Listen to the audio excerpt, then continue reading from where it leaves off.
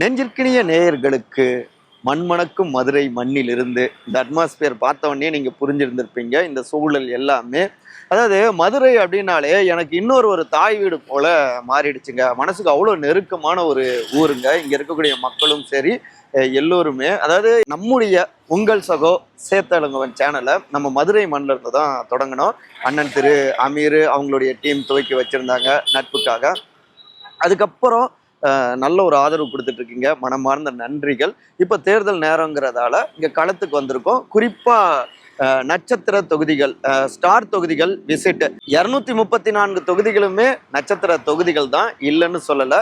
ஆனாலும் ஒட்டுமொத்தமான தமிழ்நாட்டு மக்கள் அதிக அளவில் அவங்க பார்த்தோன்னே இவர் நிற்கிற தொகுதி அவர் நிற்கிற தொகுதி அப்படின்னு சொல்லுவாங்க இல்லையா, அப்படியான முக்கியமான தொகுதிகளில் நம்ம அங்கே எப்படி இருக்கு களம் அப்படின்னு பார்த்துட்டு இருக்கோம். அந்த வகையில் மதுரையில் 10 தொகுதிகள், 5 திமுக, 5 அதிமுக வெற்றி அடைஞ்சிருக்கு. இந்த மதுரையிலையும் ஸ்டார் தொகுதிகள் இருக்கு. அதுல முக்கியமா பார்த்தோம்னா நேரடியாகவே ஒரு ஸ்டாரு களமிறங்கியிருக்காரு, சினிமா ஸ்டாரு திரு சுந்தர் சி. இன்னொரு பக்கம் இங்க ரியல் லைஃப்லயே நாங்கள்லாம் ஸ்டார் தாங்க, பொலிட்டிக்கல் ஸ்டார் தாங்க அப்படிங்கிறாங்க அமைச்சர் திரு பிடிஆர் பழனிவேல் தியாகராஜன் அவங்க டீமு. ஸோ இந்த மதுரை மத்தி அப்புறம் சுற்று வட்டார முக்கிய தொகுதிகள் எப்படி இருக்குன்னு இன்றைய நிகழ்ச்சியில் நம்ம விரிவாக பார்க்கலாங்க. உங்கள் சகோ சேத்தா இளங்கோவன் களத்துக்கு போகலாம். ரெடியா?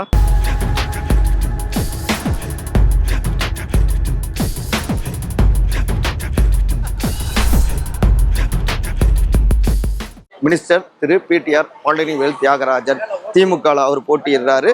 இங்கே எதிர்த்து போட்டியிடுறவர் இயக்குனர் திரு சுந்தர் சிங்க, புதிய நீதி கட்சி சார்பாக திரு ஏசி சண்முகம் அவர்களுடைய பார்ட்டி சார்பாக அதிமுக கூட்டணியில். தொடக்கத்தில் இங்கே பல வளர்ச்சி திட்டங்களை கொண்டு வந்திருக்கோம், மதுரை வளர்ச்சிக்கு பாடுபட்டிருக்கோம்.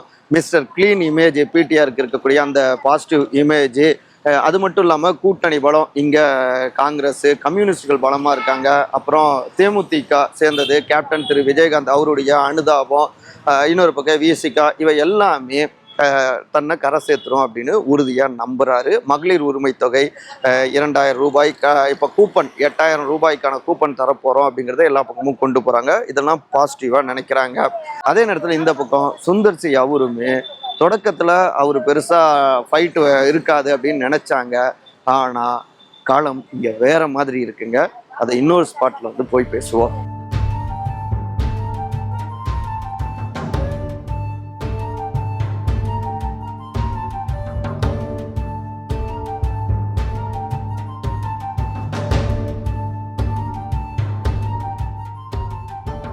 சுந்தர் சிக்கு பாயிண்ட் எடுத்து கொடுக்கும் பிடிஆர். Pressure political game.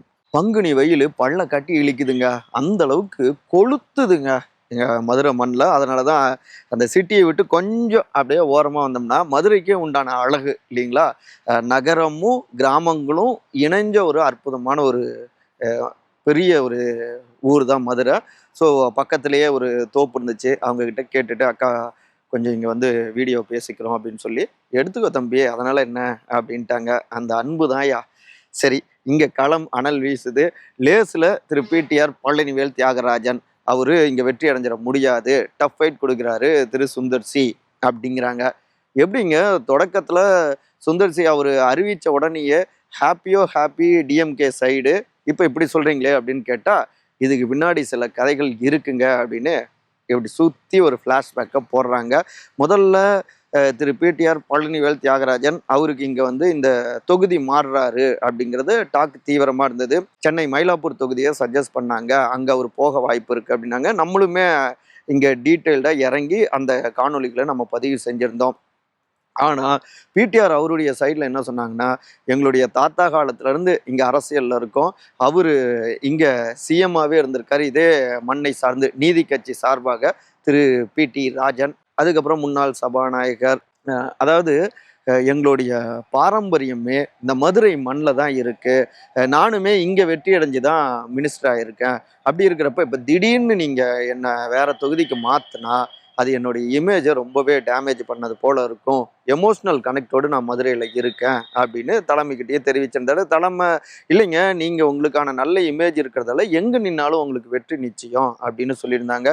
இருந்தாலும் இந்த ஒரு முறை நான் மதுரை மத்திய தொகுதி அதே தொகுதியில் தான் போட்டிடுவேன் அப்படின்னு கேட்க, லாஸ்ட் மினிட்ல மாப்பிள்ளை அவங்க தரப்பு திரு சபரீசன் அவங்க தரப்பும் கிரீன் சிக்னல் கொடுக்க, அட்லாஸ்ட் அவர் தான் அங்கே சென்னை மாற்றலாம்னு நினச்சாங்க. அப்புறம் இங்கே மதுரை மத்தியே ஒதுக்கிட்டாங்க. அப்பாடா அப்படின்னு நிம்மதி பெருமூச்சு விட்டு இங்கே தொகுதிக்கு வந்தார். அதை இன்னும் ஹாப்பி ஆகிற மாதிரி தான் புதிய நீதி கட்சி அவங்களுக்கு திரு ஏசி சண்முக பாட்டிக்கு ஒதுக்கிட்டாங்க. திரு சுந்தர் சி நிறுத்துறாங்க அப்படின்ன உடனே இவருக்கு செம்ம ஹாப்பி, ஈஸியாக ஜெயிச்சிடலான்னு. இங்கே நின்றுட்டு அப்படியே ஃப்ளாஷ்பேக்கை இந்த பக்கம் கொண்டு போவோம். திரு சுந்தர் சி அவர் எப்படி இங்கே டிக் ஆனார் அப்படின்னா, இங்கே புதிய நீதி கட்சிக்கு ஒதுக்கிட்டாங்க, யாரை நிறுத்தலாம் அப்படின்னு பேசிட்டு இருந்த நேரத்தில் ஒரு ஒரு கொஞ்சம் வயதான ஒரு வேட்பாளர் அவர் பேர் பேசப்பட்டது. ஆனால் டஃப் ஃபைட் கொடுக்கணும் பிடிஆருக்கு அப்படிங்கிறப்ப எந்த அளவுக்கு இவங்க சரியாக இருப்பாங்க அப்படின்னு தெரியலையேன்னு யோசிச்சுட்டு இருந்த நேரத்தில் தான் எதேச்சியாக சுந்தர் சி ஏசி சண்முகத்துக்கு பேசியிருக்காரு. அப்போ கேஷுவலான ஒரு இயல்பான ஒரு உரையாடல் தான், ஃபோன் கால் தான். இங்கே மதுரை மத்தியில் தான்ப்பா யாருமே கேண்டிடேட் கிடைக்கல அப்படின்னு ஏசி சண்முகம் சொல்லிட்டு இருக்க, வேணும்னா நான் நிற்கவா அப்படின்னு இவர் வேடிக்கையாக சுந்தர் சி சொல்ல, அப்புறம் என்ன நீ தான்பா கேண்டிடேட்டு அப்படின்னு டக்குன்னு பிடிச்சாங்க. ஆனால் நான் விளையாட்டுக்கு நான் சொல்லிக்கிட்டு இருக்கேன் அப்படிங்க, இல்லை நீங்கள் தான் கேண்டிடேட் அப்படின்னு கூப்பிட்டு வந்துட்டாங்க. இப்படியாகத்தான் அவருக்கு சீட் கிடைச்சது. இப்போ நம்ம மறுபடியும் பிடிஆர் சைடு வருவோம். வெளியூர் வேட்பாளர் ஈஸியாக ஜெயிச்சிடலாம் அப்படின்னு அவர் நினச்சாரு. தொடக்கத்தில் அப்படியாகத்தான் பேசப்பட்டது. ஆனால் கிரவுண்ட் ரியாலிட்டி வேற மாதிரி இருந்தது. இங்கே களத்தில் எல்லா பக்கமும் இறங்கி போய் சுந்தர் சி பரப்புரை செய்கிறாரு. இயல்பாக மக்களோடு போயிட்டு அவரும் பேசுகிறாரு. ஒரு திரைத்துறை சார்ந்து வந்தவர் அப்படிங்கிறதால கூடுதலாக மக்களும் அவரை வந்து தேடி வந்து பார்க்குறாங்க. இன்னொரு பக்கம் திருமதி குஷ்பு சுந்தர் அவங்க பாஜகலையும் இருக்காங்க. குஷ்புக்கு கோயில் கட்டின ஊரப்பா இது. அதைத்தான் முன்னாள் அமைச்சர் திரு செல்லூர் ராஜுவும் சொல்லியிருந்தாரு. குஷ்புக்கு கோயில் கட்டினாங்க, அவங்கள கூப்பிட்டு வந்து நாங்கள் இங்கே பரப்புரை செய்கிறோம். அது மாதிரி பிடிஆர் அவங்களுடைய இணையரை கூப்பிட்டு வந்து மனைவியை கூப்பிட்டு வந்து இங்கே பரப்புரை செய்ய முடியுமா? இந்த மண்ணை விட்டு போயிடுவார் ஜெயிச்ச உடனே, அவர் சென்னை போயிடுவார், வெளிநாடு போயிடுவார் அப்படின்னா இவர் ஒரு பக்கம் அட்டாக் பரப்புரை. சரி, சுந்தர் சியை பொறுத்த வரைக்கும் எல்லா பக்கமும் பரப்புரை பண்ணிட்டு இருக்காரு. ஒரு ஆதரவு மக்கள்கிட்ட வருது, கூட்டம் நல்லா சேருது. இது பிடிஆர் சைடை வந்து கொஞ்சம் அப்செட் ஆக்குது. அட்லாஸ்ட் சனிக்கிழமை பரப்புரையில் பார்த்தோம்னா நான் ஸ்டாப் அட்டாக்குங்க. இவர் சினிமா சங்கி, சினிமாக்காரரு, அவங்களுக்குலாம் மக்களை பற்றி என்ன தெரியும் அப்படின்னு ஓயாம கிட்டத்தட்ட ஒரு 20 நிமிஷத்துக்கு மேலே சுந்தர் சி அட்டாக்குங்க. எல்லாருக்கும் ஆச்சரியம், என்னது பிடிஆர் இப்படி பேசுறாரு, அவரு இந்த மாதிரிலாம் கொதிச்சு போய் தனிநபர் அட்டாக்லாம் பண்ண மாட்டாரு அப்படிங்கிறாங்க. ஆனா இது எல்லாமே அவர் ப்ரெஷரில் இருக்காருன்னு உணர்த்துதுங்க. நாங்கள் டஃப் ஃபைட் கொடுக்குறோம் அப்படிங்கிறாங்க சுந்தர் சி அவங்களுடைய டீமு. நீங்களா எங்களுக்கு வந்துட்டு வாண்டடாக வந்து பாயிண்ட் கொடுக்க ஆரம்பிச்சிட்டிங்களே. முதல்ல சுந்தர் சி அட்டாக் பண்ணாமல் இருந்தார், பெருசாக இல்லை களம். இப்போ சுந்தர் சி அட்டாக் பண்ணுறது மூலமாக எனக்கு அவர் தான் போட்டி அப்படின்னும், இன்னொரு பக்கம் பிடிஆர் எல்லா பக்கமும் சுந்தர் சியை பரப்பிட்டாரு அப்படின்னு இவங்க சைடு சொல்கிறாங்க. அதுக்கு கவுண்டர் இவங்க கரெக்டாக கொடுக்குறாங்க பிடிஆர் பேச்சுக்கு. ஏங்க கூத்தாடின்னு என்ன சொல்கிறாரு, ஓகேங்க அப்போ ஐயா கலைஞர் அவரு யாரு, சினிமாக்காரர் தானே. இவர் திரு உதயநிதி ஸ்டாலின் டெப்டி சிஎம் அவர் யாரு, அதே சினிமா துறையிலேருந்து வந்தவர் தானே. அவங்கள பார்த்து இவர் கூத்தாடின்னு சொல்ல முடியுமா? நான் சினிமாக்காரன் தான், அதில் எந்த ஒரு தப்பு இல்லையா, மக்களுக்கு சேவை செய்யணும்னு வந்திருக்கேன், ஏன் செய்யக்கூடாதா அப்படின்னு சுந்தர் சி கவுண்டர் கொடுக்க பிடிஆர் சைடு அப்செட்டுங்க. ஸோ ரெண்டு சைடும் தீவிரமாக பரப்புரை செஞ்சுக்கிட்டு இருக்காங்க.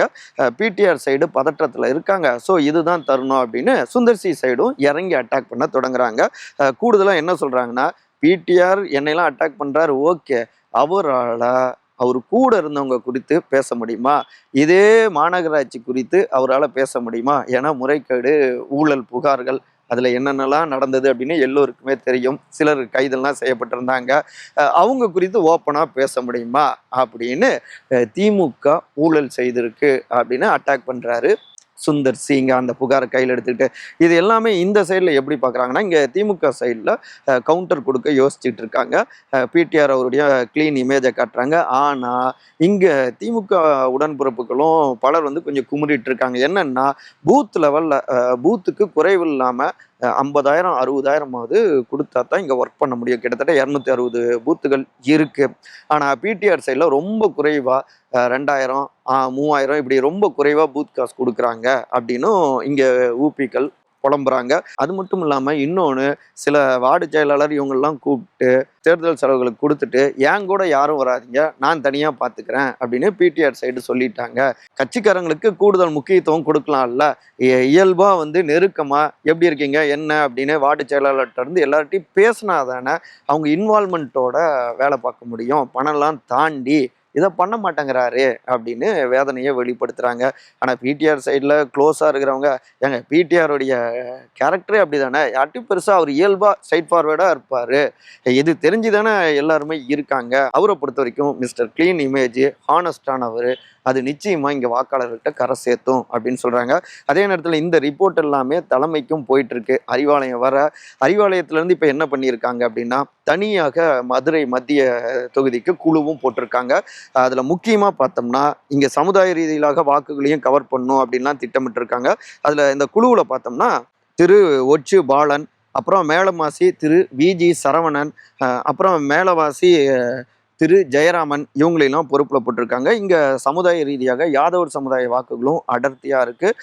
ஸோ அவங்கள கவர் பண்ணணும் அப்படிங்கிறதுக்காக திரு கோபாலகிருஷ்ணன், முன்னாள் எம்பி, அவர் முன்னாள் முதலமைச்சர் திரு ஓ பன்னீர்செல்வம், அவங்க டீம் மூலமாக இங்கே நம்ம ஏற்கனவே அவர் தான் முக்கிய ரோல், ஓபிஎஸ் அவர்களை இங்கே கூப்பிட்டு வந்ததில் திமுகவில்.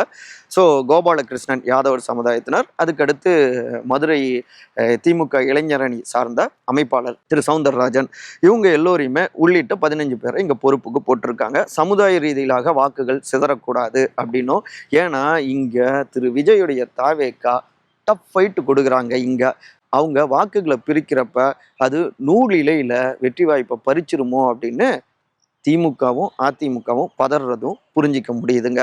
ஸோ இப்போதைய நிலவரப்படி இந்த வெயில், உச்சி வெயில் கொளுத்துதில்ல, அது மாதிரி தான் மதுரை அரசியலும் தகிச்சுக்கிட்டு இருக்கு. ஆனாலும் 10 நாள் இருக்கு தேர்தலுக்கு.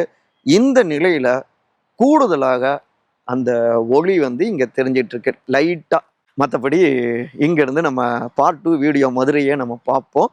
மறக்காமல் நம்ம காணொலிகளை எல்லா பக்கமும் பகிர்ந்துக்கோங்க. அன்பால் ஒருங்கிணைந்திருப்போம். நன்றி, வணக்கம்.